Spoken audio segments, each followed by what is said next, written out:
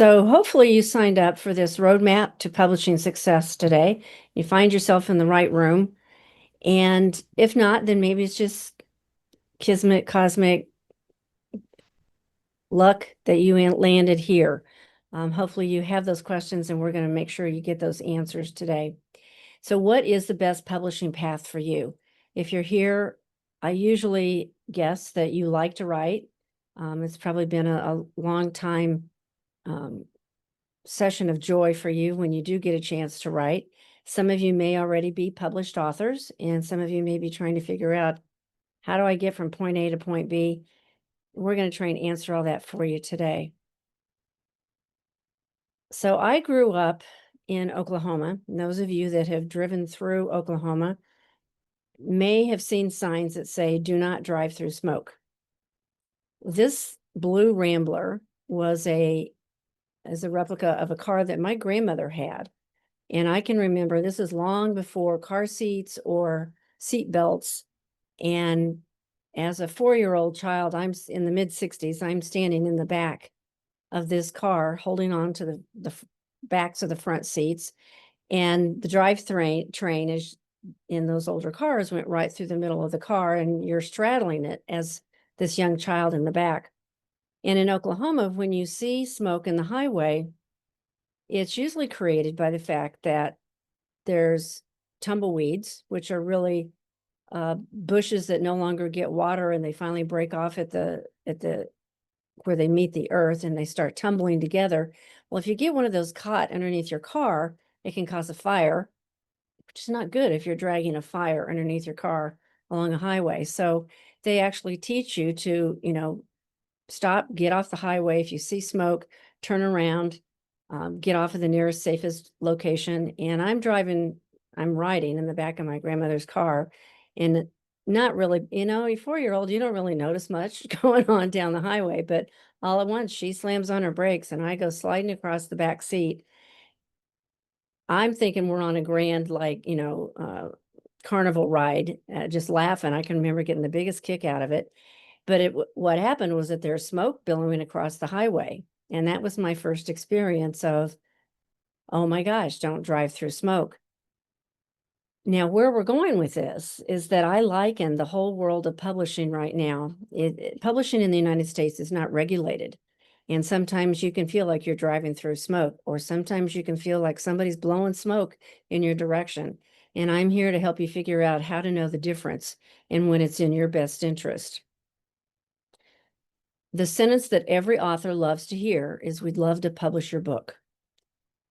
So there's a lot of different types of people that can say that. We'd love to publish your book. And it could be anywhere from a traditional publisher who has created an independent publishing arm.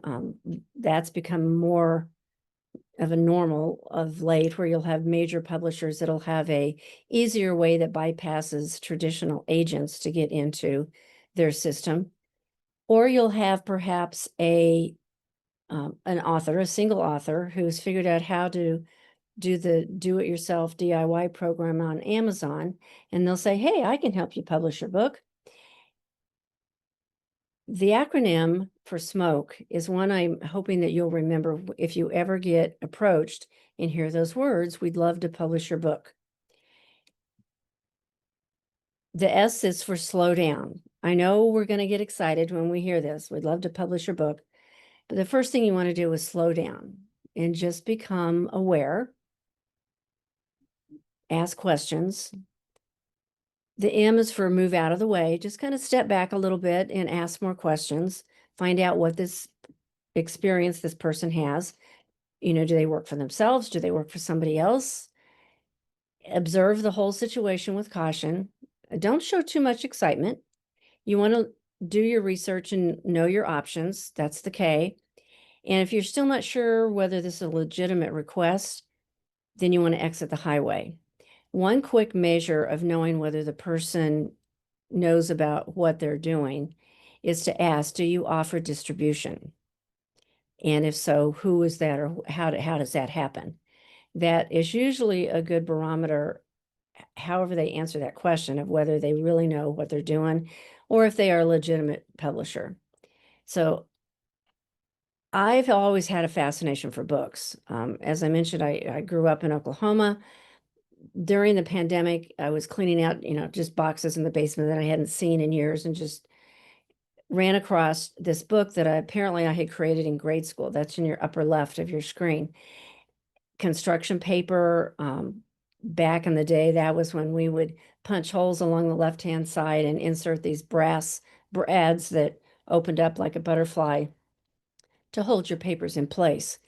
I don't remember where I got these postcards. Apparently, somebody I knew had been traveling to a faraway island and sent me postcards, and I used them to create some story. I don't even remember what the assignment was at school, but I still had this book, and I probably hadn't seen it in, 30, 40 years.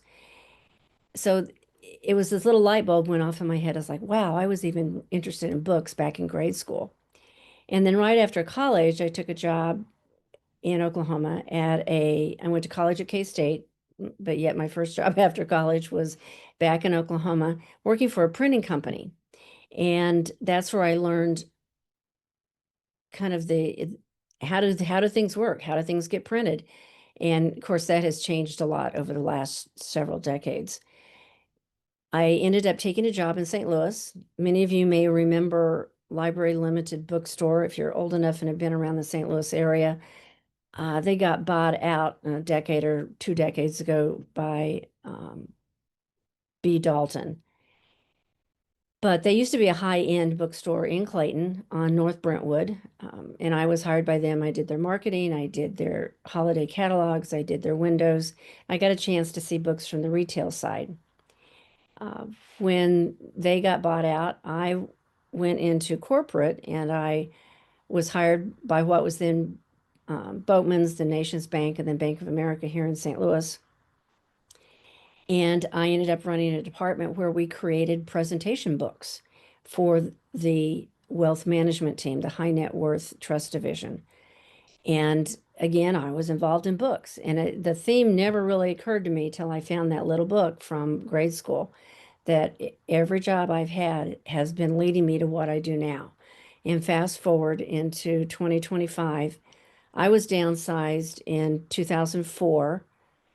And when my department was shut down, I think it was just kind of a slow ripple effect after 9/11. And that's when I started working for myself. In 2008, my husband joined me. And that's when we pivoted slightly from a general branding agency to a publishing boutique agency. And over the years, we've done over 600 solo books, which means one author in one book. And we've done over 45 anthologies, which is a collection of essays by a group of authors on one topic.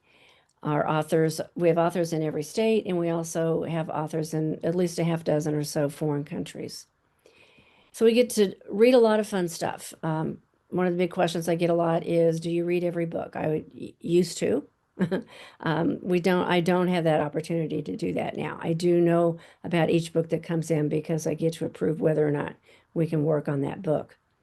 And in 20 some odd years, there's only been 3 books that I have said, nope, sorry, we can't work on it.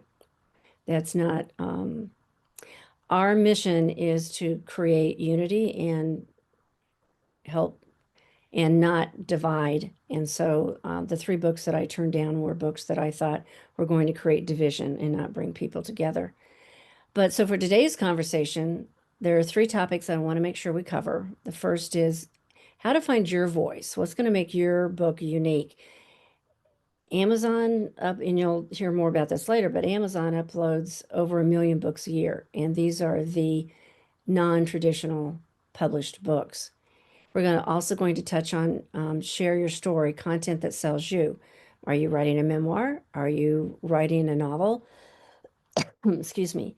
And we'll talk a little bit how to target that and how you share your story in the format that you share your story. And then lastly, we want to touch on, okay, I have a book written. Now what do I do? How do I get it published? Am I going to do it myself, or do I want to look for an agent? And then we'll talk around about everything in between. And remember, type your questions into the chat and we'll make sure that we get those answered. Excuse me while I take a sip. And while you're pausing for a second, Kathy, a number of folks have introduced themselves. Thank you very much. We had a quick question here. Let me go back and find it. Um, it was, first of all, do you recommend AI proofreading for editing? What we have found is Grammarly does a pretty good job, but Grammarly doesn't pick up everything.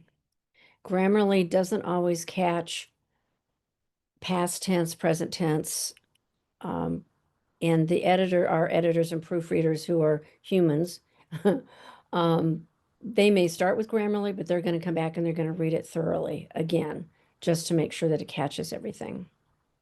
Okay. And then you may cover this later in your presentation, but have you had books that you've launched and then escorted to larger publishers due to their popularity? I will talk about how that works. Great. Yeah, and I can touch on it now. There's a trend where book agents, and I see this happen with children's books, and I've seen it happen with business nonfiction books, where the author will publish themselves or work with someone to help them publish their book as an independent, where they own 100% of everything and they get all the royalties. And then they start creating a following, whether it's through LinkedIn or Facebook or Instagram. And there are agents that hire interns out of college to just sit there and scour social media and look for authors who have a huge following. And when I say a huge, huge following, I'm talking about not tens of thousands, but closer to hundreds of thousands of people that are following them.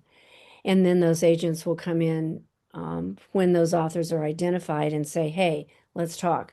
Because the agent wants you to have, for a traditional publisher, they want you to have an audience of some sort. Um, it's occasionally if you're on the novel side, you'll start to build your own following, and that's when the agents want to talk to you. So if there's more questions to that, I'd be happy to have an additional conversation with you offline phone call, and S- we go into that. So, Kathy, I'm wondering, do you want to go ahead through your program and I'll collect the questions and give them to you in the aggregate, or take them piecemeal? If there's something that pertains to what we're talking about at the moment, feel free to interrupt me. Otherwise, we can take them all at the end. Okay, the only question that might be specific, you mentioned not publishing three books due to their divisive nature. And one person asked, what genres are the most sought out and which do you consider to be divisive? So the people are buying books right now because they're looking for hope and community. And what I mean by that is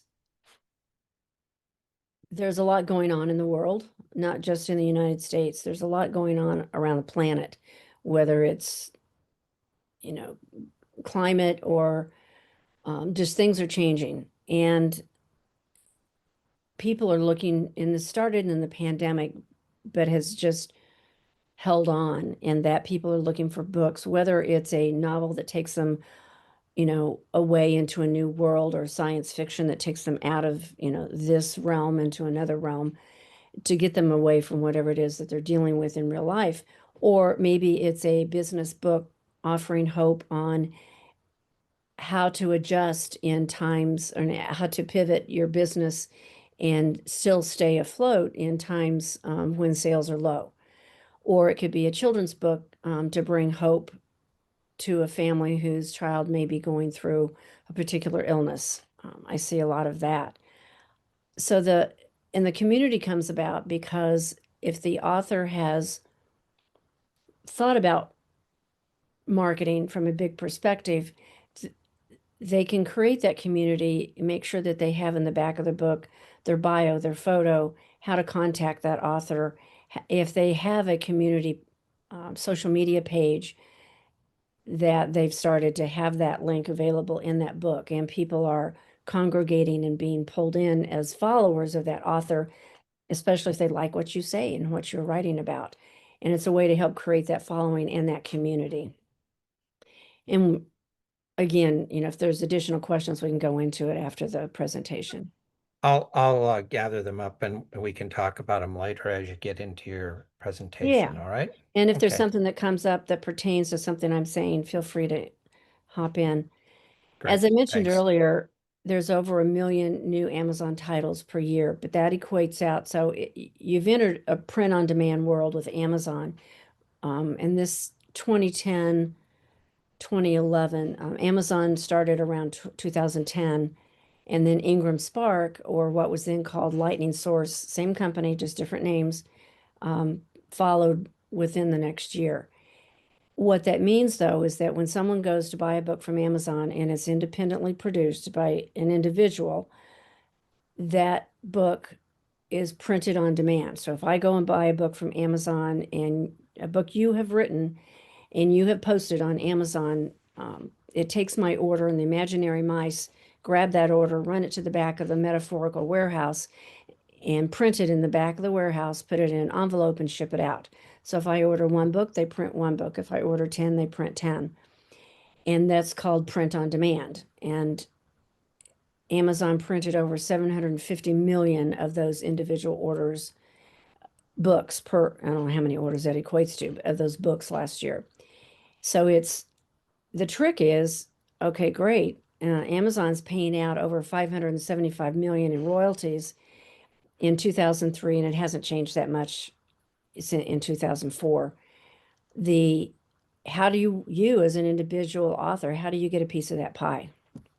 We're going to start narrowing down some of the ways that you can increase your odds. There's two things that we tell our authors all the time, potential authors. One, we're not going to plan your retirement around the sale of your book, especially if you're only selling through Amazon. They now keep 60% of your retail price. That just happened in the last 3 to 4 months. So let's pretend that your book sells for $10, they're going to keep 60% or $6, plus they're going to charge you to print the book, which may be $2 or $3. And so now they're keeping that $8, $9, $10, and you're going to get pennies at the end. I liken it to your book's a cupcake, and the sprinkles on the top, that's your royalties.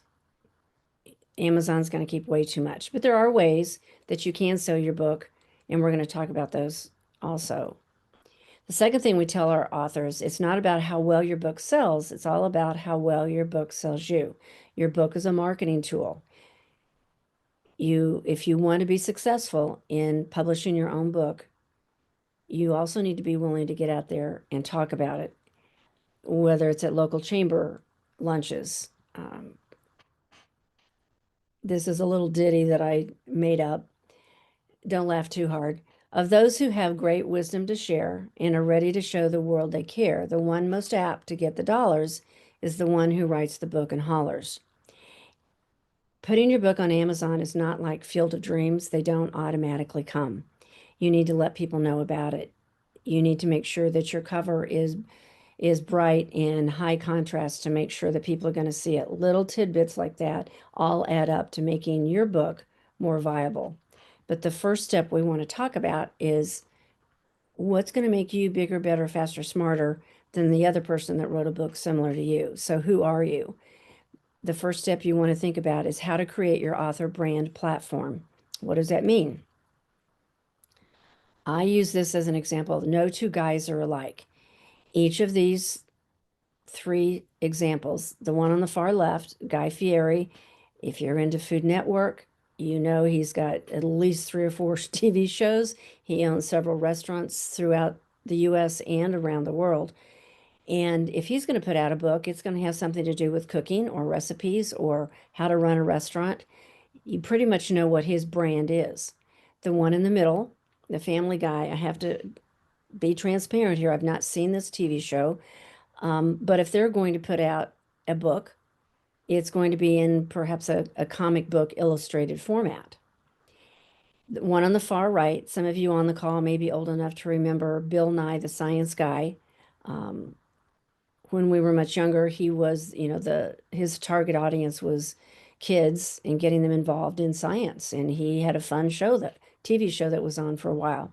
So Bill Nye's grown up, the audience has grown up, and now he's changing his brand. So in the lower right, you see his new brand. His audience is still the same. It's the same kids that are just now grown up that he used to attract when he was much younger also. But their brand, their visual, what they're going to be attracted to has changed. So his brand changed to accommodate the fact that his audience was getting older and more sophisticated. So the question for you is, which guy are you? In your particular genre, what's going to identify you? When I say J.K. Rowling, you know exactly the type of author that is. And why do you even want to be the guy or the gal? So we work a lot with people who have perhaps taken early retirement, or we work with people who have been downsized and they're looking for additional streams of income. The best combination is to be willing to step up and stand out. You can put your book on Amazon, but then you need to tell people about it.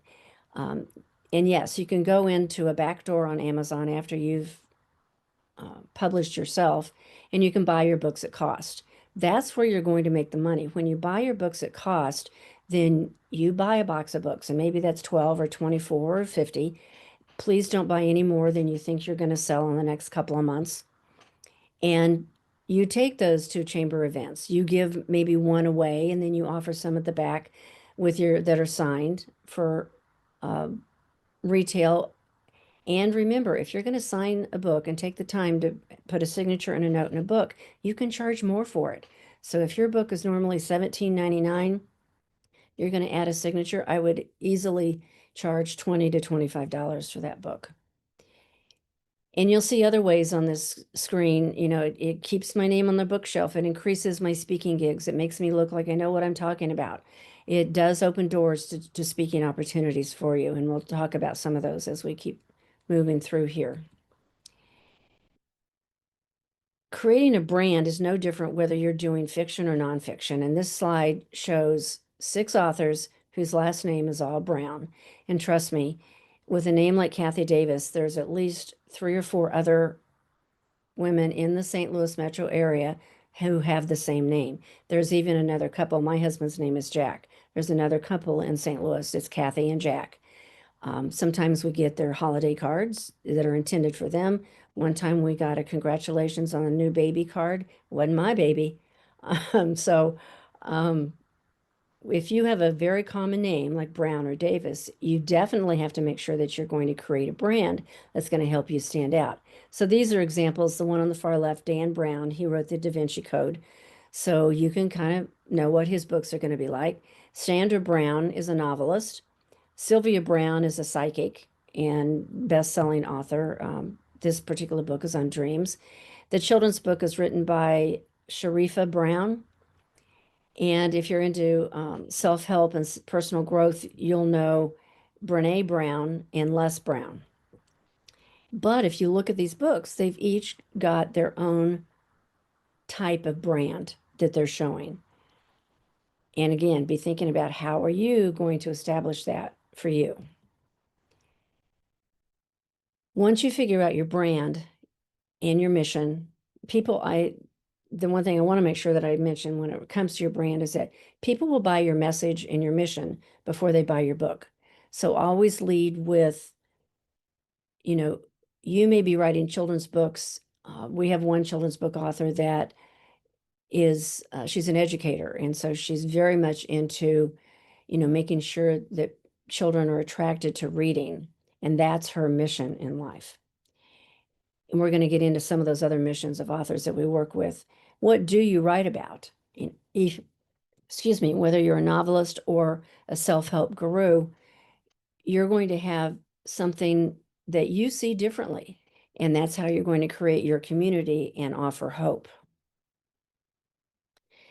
So we're going to go over each of these 4 types of what I call nonfiction books. So nonfiction books can be anything from a memoir to business to self-help, personal growth, anything that is not fiction. And as you can probably tell by now, I love acronyms. So this acronym is SHARE. Successful nonfiction books will help you share. You're going to offer solutions, hope, answers, relief, and expertise. And we've noticed that they pretty much funnel into 4 different types of books, and we'll go over what each of these are. We have soapbox, struggle, system, and societal. So this is 2 examples of a soapbox book topic. The one on the far left is um, spent her career, she has a PhD in child development. And at one point she was a executive director of a nonprofit here in St. Louis. And she was also helping to educate other educators on how to spot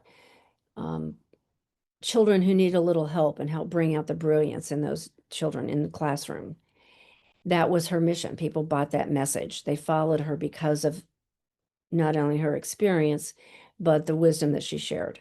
The one on the far right is kind of a complete different target audience. This was written by a gentleman who is a talent agent for models. And a lot of the models that he would hire would come in from other countries and try and all at once learn. They've been, they've gotten a job in New York. How do they find an apartment? Where do they buy food? What happens if they get sick? So what he decided to do was he created a nonprofit. And even though he was an agent and ran an agency, he created a nonprofit and would assign these young women a mentor so that when they hit the US, they knew who to talk to and who to ask, how to find out about what happens if I get sick, how do I find an apartment. And so he was taking his message and his mission into his own little soapbox of creating his own community. Struggle books, there's a lot of struggle books. And there are a lot of speakers that will produce a struggle book. So the one on the far left was a woman, or is a woman. She lives out Highway 44, like out in the St. Clair area, and was hit head on by a drunk driver along Highway 100 about 10, 12 years ago. She spent many years in a hospital bed in her living room. Luckily, her children that were in the car, she had just picked them up from, I think it was a football game, something like that. And they got hit head on. Her children were just fine, but she took all the brunt of the collision. She has turned that into a career, and she speaks about what it's like not only surviving that bump in the road, no pun intended, as well as she and her husband have a ranch with cattle and sheep and all that fun stuff, and how she has balanced and learned to balance being a ranch owner and female, and then plus this little bump in the road that she hit. That's definitely a struggle.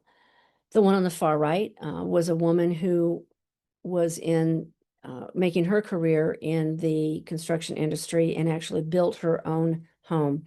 The metaphor that she used was, her life was under construction, and that was the title of her book. Not an easy career for a woman, and not an easy job for anybody to build their own home. Then you have what's called system books. So these are books that you've created a system. We've done anything from, well, we recently did top 9 questions you should ask your contractor. That was just a lead book. It's probably not more than 50, 60 pages that someone gives away as a way to get new leads in their networking events. But he also posted that to Amazon, and believe it or not, he gets people buying his little book, even on Amazon. The one on the far left, the system that he created, this was a gentleman who used to be here in St. Louis. I met through the local National Speakers Association. He used to be with Monsanto and helped and was part of their sales team. He then broke away from Monsanto and created a speaking career for himself. And he would target businesses who target people who buy agricultural products. And he came to us with, probably 7+ years of blogs and wanted to organize those into some sort of something that made sense in a book. And what we did was we chose the 4 seasons. So the 4 seasons of the year are very similar to sales, where in the spring you plant a seed, in the summer you tend to your garden, and cultivate it. In the fall, you harvest, and in the winter, you rest and look back and reflect upon your sales and or on your growth season of your crop. The gentleman on the right, 52 calls, he's also from St. Louis. 52 ways to increase sales, a tip a week. You know, he has a company that helps people make cold calls to help grow their business. Each of those are examples of systems. We've had people pick 11, 13, you know, just the number doesn't matter, but it does sometimes give someone a barometer as to what they can learn from that book. Then we have what are called the societal books. So a societal book on the far left is a book by Charlie Brennan. Over the years of his career, whether it was on KMOX or PBS here in St. Louis, people have always been giving him little trivia stories about St. Louis. Did you know, back in the 1960s, or did you know so and so? And he's been collecting those all those years. He finally put them into a book, and we helped him publish that. His society is St. Louis. It's all about things to know that you probably didn't already know about St. Louis. The book in the middle was written by a former Parkway West high school principal. Lessons That Endure was a book that she wanted to just kind of leave a legacy and share the lessons that she had learned, and then share that with other educators. Now, the one on the far right, some of you might know either of three of these people, but the one on the far right, I know Bill Ellis used to volunteer at SCORE. I'm not sure if he still does because he travels a lot now, but he wrote a book and he interviewed a series of women business owners from all over, not just the US, because his wife is in there and her business is in Dubai, which the reason why he travels a lot now. But these were success stories of women in business and how they'd overcome obstacles in their careers to have a successful business. The society that he was targeting was women business owners, which kind of leads us to the anthology, very similar to what Bill Ellis did, where although he interviewed each of the authors in the book, an anthology is a collection of essays that you can jump into and write one chapter, depending on the topic. You may find one, recently we did one that were all dads. About a year ago, it launched just before Father's Day. It allows you to step into the publishing. You help split the cost of the entire book, approximately 1/10 of the price of what it would take to produce your own book. And there's a lot of different topics out there. We're not the only ones that create anthologies, but they are a good tool for a way to get to tiptoe into the world of publishing. So why do you even want to create content? We talked about creating one chapter. What if you thought about starting before that? One of our authors has a fantastic Facebook post that, if you want to follow someone that is a great storyteller, follow Kim Carr, Carr.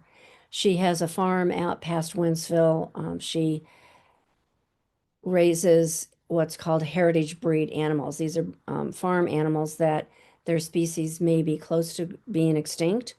And there's a whole group of farmers and ranchers across the U.S. that help protect these species, and they help them multiply and increase the numbers in their species.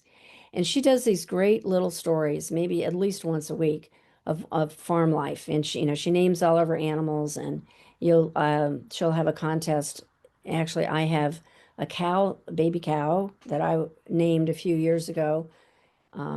Macaroni was what they ended up with the name, and that was the name that I happened to drop in the metaphorical hat.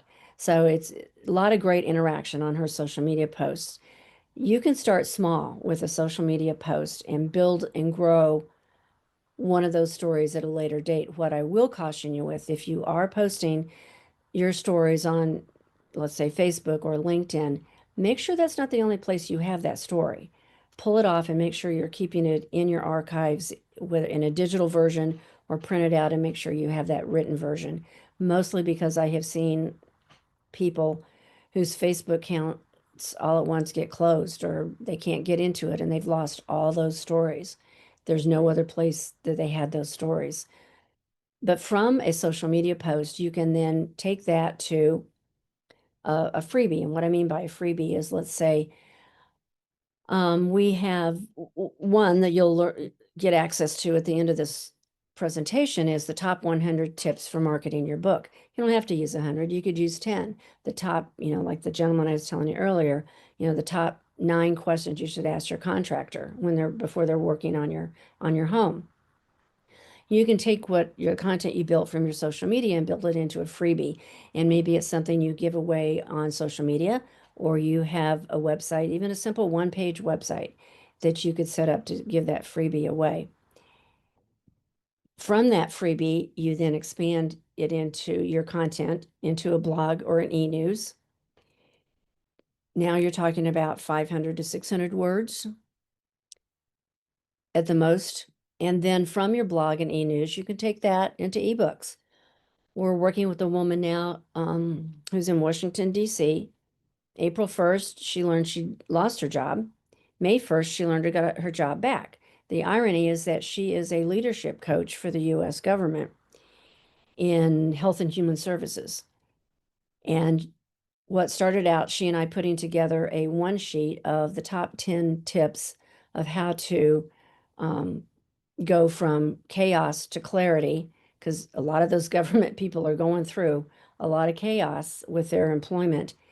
And it's now turned in, she just keeps adding to it. I said, you can stop anytime now, now she's more into the mini ebook that you can load onto Amazon. And from that mini ebook, then you can keep expanding it into its full book or into a second book, so that you have more than one marketing asset out there. It all starts sometimes, the idea for your book, from a simple conversation. I know I listen quite a bit as to what people are saying or asking, and to give me an idea of what they're looking for. That's that conversation that then I may take and offer a solution in social media, then to my freebie. And as you can see, creating that content is key. It makes you king or queen of that content. And people are always wanting to know, what have you got to say next? What little bit of trivia or what little bit of information are you going to share that somebody else can use? And here's an example of a story that I did. I told a story. There's a little town in Kansas called Dexter, Kansas, and it was the original location for the O. Henry Candy Bar. And the Henry Candy Store was in this town of less than 100. Well, this was the town where my grandmother grew up, one of 13 children. And I can remember playing at my great-grandmother's backyard, and behind which was a playground. And across the street from that playground was this Henry Candy Store that you see on your far right. So one of my blogs was talking about this. And as you can see, we did a social media post that had a QR code that led everybody to our website where they could find the blog. But then we also sent out an e-newsletter.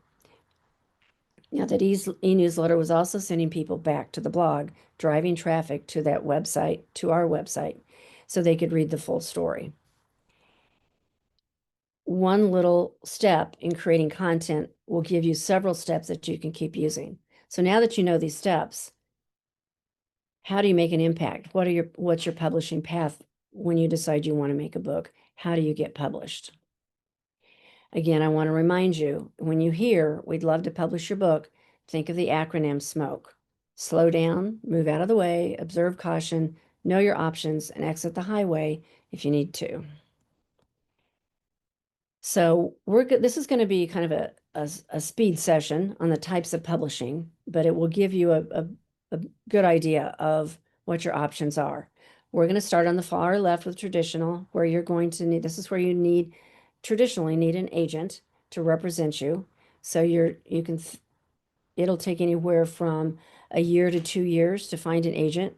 And there are certain ways that you approach agents, what your query letter should include. These are all things that you can search for, whether you use Google or another search engine, and now any of the AI you can ask them to help you with that also. What do I present to an agent that I want to pick up my book and market it to a publishing company? As you can see on the far left, you're going to be going at about 20 miles an hour metaphorically. It's going to take longer to get your book published once you find an agent than if you were to do it yourself on the far right, either through DIY or hiring a team to do it for you. In the traditional world, and you're not intended to read all these little spider webs, it's more of a graphic to show you that back in the around the 2010, right about the time that Amazon was starting all of its DIY stuff, a lot of the major traditional publishers let a lot of their marketing teams go. Those marketing people then went out and started their own small independent publishing companies. And now we're back to where the publishing companies are going and absorbing, buying out those smaller, the major publishing companies are buying out the smaller ones, and they're all merging again, kind of like banks do. The pro to traditional is that you do have agent representation and somebody else is going to do all the work for you. The con is whoever owns your ISBN will get the royalties. Remember that throughout the rest of our talk today. You may or may not get marketing help. If, you know, it took JK Rowling a while to convince everyone that she had this great idea. The publishing company that finally picked her up learned that, yeah, that was a good relationship for them. You'll also hear me talk a lot about Ingram Spark. Ingram is your distribution model. I know one of the first questions I saw earlier on the chat was about Ingram versus Amazon for your book. What I recommend is you post your book on Amazon. Do not check the expanded distribution box on Amazon, because all they're going to do is they're going to go buy that expanded distribution from Ingram and sign you up over there. I would rather you go sign yourself up at Ingram Spark, because you'll make more, you'll have a higher royalty. Amazon's going to keep too much of your royalty if they sign you up. Then, and whoever that was, again, I'd be more than happy to have an offline conversation and can go into more detail about that. Then in between the traditional and the DIY, or find someone to help you set yourself up as an independent publisher arena on the far right, you have these words that get thrown out a lot. You have indie and vanity and hybrid. And what does all that mean? It can get confusing. So one of the cautionary tales that we have is that we were introduced to, I'm going to call this person George, because the blog that I wrote last week or last month about this issue called this person George. And George was recommended to contact us. George had purchased over 3,000 printed full color books from China.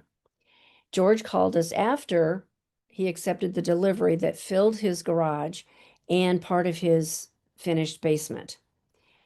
Not only did George buy 3,000 books from China, because George, after all, was an attorney, and George felt like he had completely done his research and figured out it was going to be cheaper per book to buy his books from China.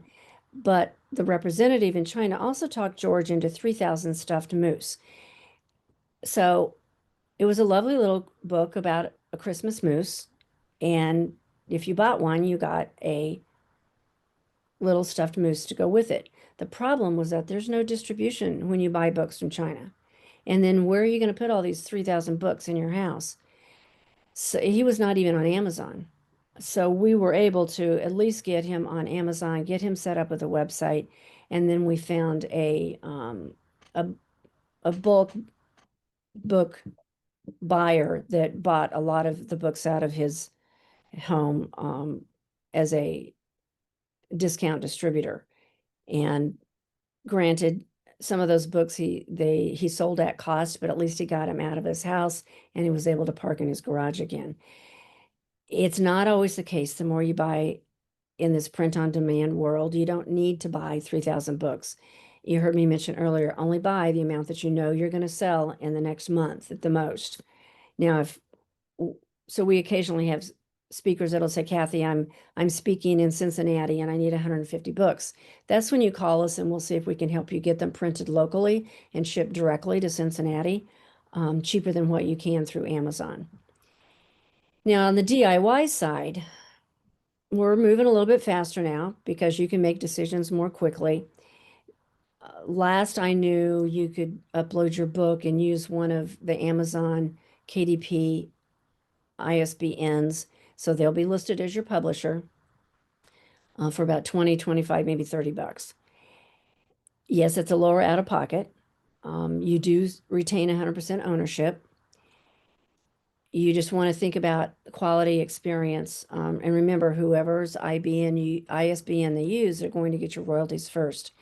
And remember, Amazon is now taking 60% of your royalties, or only taking 60%, yeah, of your profits. And it is Amazon only distribution. So if you're a chef and you know how to make the cake in the middle, if your 16-year-old daughter said, "Hey, I want this cake at my graduation party," and you can bake that cake, go for it. But if you're not a chef, or if you're not a publisher and have not worked in the printing industry and don't know how to either bake the cake or create the book, you're going to be like me, and my cake's going to end up looking like the one on the left. The trick is, if you know what you're doing, yes, by all means, take that power and go forth and do it. If not, then you may want to think about hiring somebody to help you go through all that, all the 10,000 steps, as I call it. Now, when we're talking about smoke, there are some ways that you can check someone out. So if someone comes to you and let's say they're called Mindful Work Publishing, you've never heard of this company before, you look them up, they don't have a website. I want you to go to Google and I want you to do Mindful Work Publishing complaints and Mindful Work Publishing reviews. You can also, and then see what comes up. You can also check out these websites that are listed here. They're all industry watchdogs: preded.com, allianceindependentauthors.org, selfpublishingadvice.org. And there's also Mark Levine is an industry expert. I think he has an updated version, but this is his 6th edition, so he updates it quite a bit. And it lists all the buyer beware publishing companies. I will also offer, and I do this, I mention this every time I give this presentation, the one thing that I do, and we probably do 2 or 3 a year. Let's say you're approached by this Mindful Work Publishing and you've never heard of them, but they've given you a contract. Don't sign that contract. You want to have somebody read that contract that knows what they're looking for. I always tell people I'm not an attorney, but I know enough about publishing. I will be glad to read that contract at no cost. The benefit to me is I learn about what other people are asking and what they're promising. I have read contracts, and as all transparency, I don't remember the name of the publishing company, but there was someone provided a contract that they had been given, and 10 pages. It was pretty thick, pretty tiny type. Way back buried, like on the end of page 7, was this one disclaimer that said, if by chance they like your book enough, they think it'll make a great movie, you don't get any of those screen rights. They get to keep 100% of your screen rights. Now, I know enough about publishing that that's not in your best interest. And so my response to this person that sent me the contract was, you need to talk to a publishing attorney. And if you need a couple names, I'm more than happy to provide those people that have worked in the publishing and screenwriting industry. So again, it's buyer beware. It doesn't mean that everybody out there is going to be blowing smoke in your direction, but it just means be aware of what's going on. So you may want to choose someone to help you. So that's where the team comes in. You hire your own designer, someone to help you to put together the entire, what I call 10,000 piece puzzle. It allows you actually to be set up as your own independent publishing company. This is the model that we use. We bring in editors, proofreaders, book designers, book illustrators, whatever it is that you need in order to get your book completed and finished, and the budget that you have. We'll typically present you with a list of everything that needs to be done, but from point A to point B, and then you'd get to decide what you want to do and what you want to be responsible for. But you end up owning the book at 100% on your copyright and get 100% of your royalties. As you notice, we're on the far right-hand side of the screen now, so we're moving at a much faster speed than we would in traditional publishing. Just a reminder again, remember the acronym SMOKE. And as we close, I believe we all have a story to tell and wisdom to share.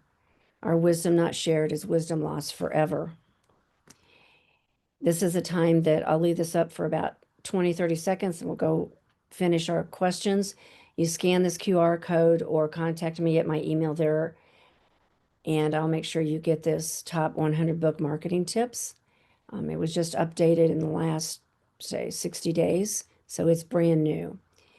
Updated version from the one we had before. If you have additional questions, I'll be answering those now. And remember, if you have contract reviews, email me at that email, and I'd be happy to at least come back to you with a list of questions that you need to ask the person that's thinking about, that has said, I'd love to publish your book. Well, Cathy, thank you. Another great presentation. Actually, you could leave that last slide up for longer than Okay. 20 or 30 seconds because we have a raft of questions that I'm going to share with you. And Okay. I understand that if we may run over just a little bit, but if we do, it will be recorded. And Okay. so let me just launch into it.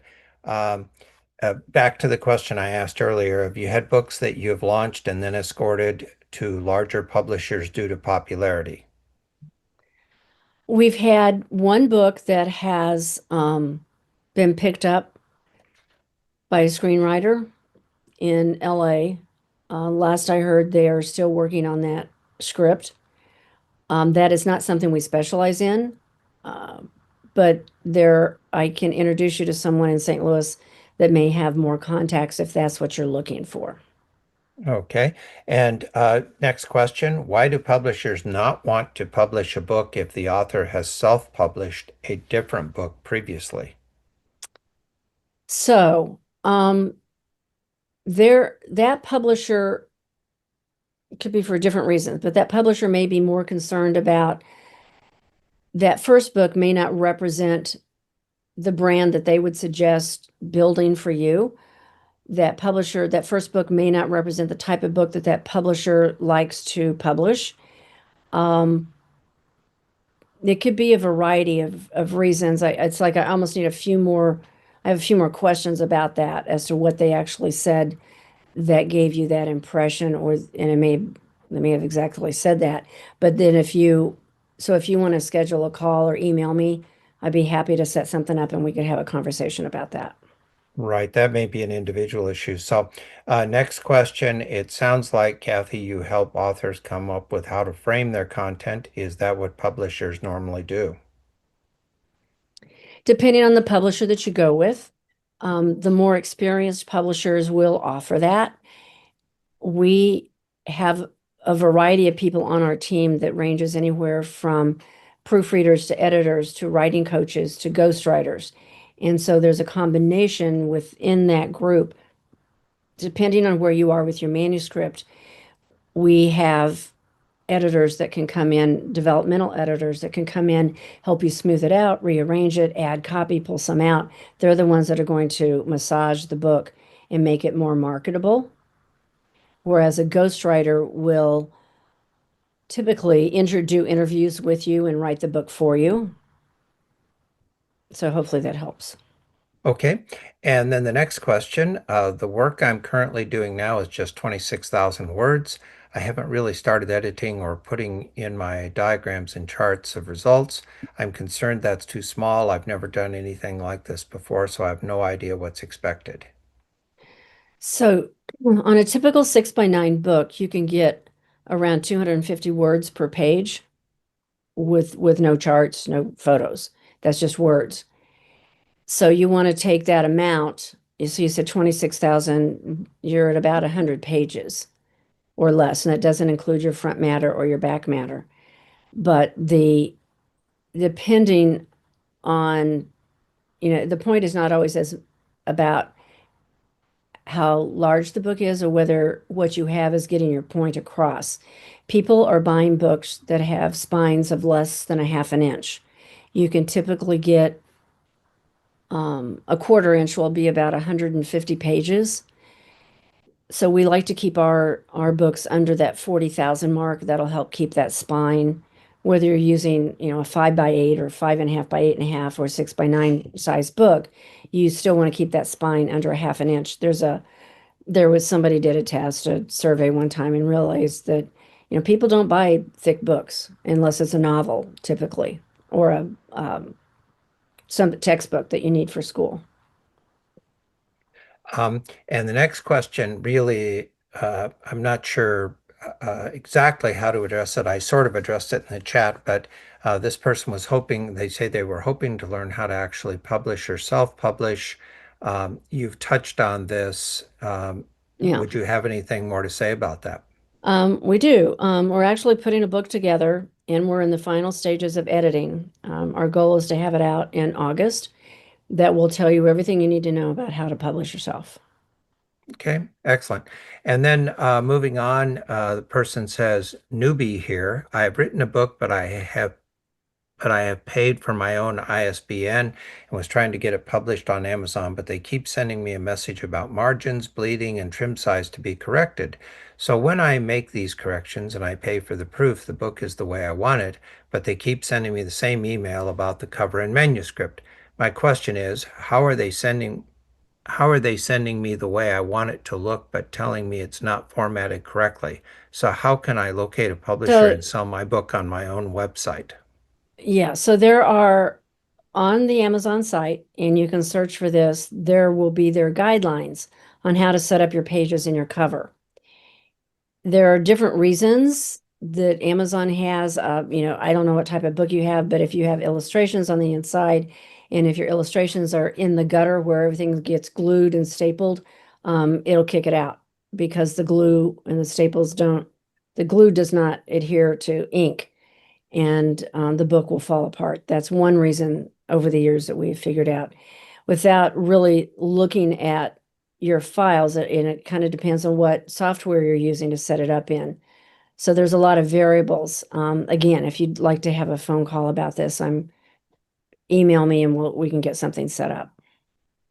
Okay, and I'm reading through the other chat comments and questions. One question, oops, bounced around. Do we get the recordings? Love this presentation. And the answer, as a reminder to everyone, perhaps anyone who came on late, yes, we are recording this presentation and you will be sent a copy of the PowerPoint slides as well as the recording itself. And then the last question I see here, and we can perhaps leave time or open it up if there are others. Why do publishers not want to publish a book if the author has maybe we answered this, has self-published a different book previously?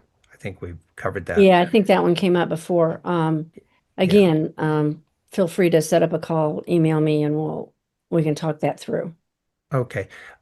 So any other quick questions before we say goodbye? Just from the audience. Uh, Perhaps you're done. This slide has been up a while, and I'm closing the chat. I don't see any hands up, so I'm going to go ahead then and oh, one last comment. Let's see. Thank you for kindly sharing. Greatly appreciated. And so on. And this person just, again, expressed appreciation. So I'm going to go ahead and if you've stopped sharing, I'm going to share my slide one more time, and then we'll close it out. Just as a reminder, if I can find myself here, as a reminder, this program was brought to you both by Cathy Davis and by SCORE. Complete the evaluation survey that you'll be receiving. We appreciate your feedback. It helps us to improve the workshop experience. And if you would like to be assigned a SCORE mentor, I talked about that earlier in our time together, you can go to this website that's listed here, or you can use this QR code, and we would love to visit with you. Any of us, I'm a SCORE mentor myself, and any of us in St. Louis, the 70 or so Mentors would love to visit with you. And I realize a number of you are from around the country where we have 10 to 11,000 mentors. All of us are volunteers. All of us are happy to help.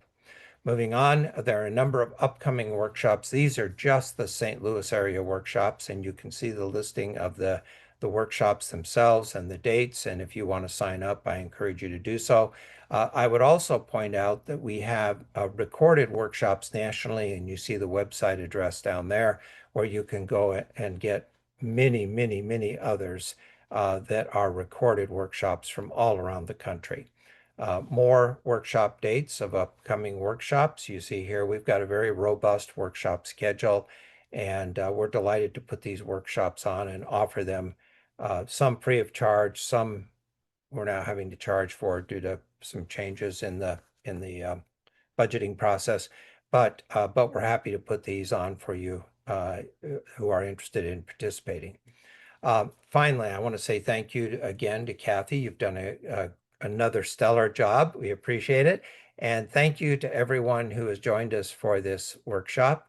I see, let me just see. We have, somebody said thank you as well. So thank you to all of you who have joined us for this lunchtime workshop.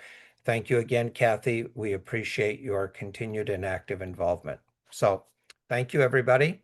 With that, I'll say goodbye. Appreciate all of you. To have a great rest of your day. Bye-bye. Thank you. Bye-bye.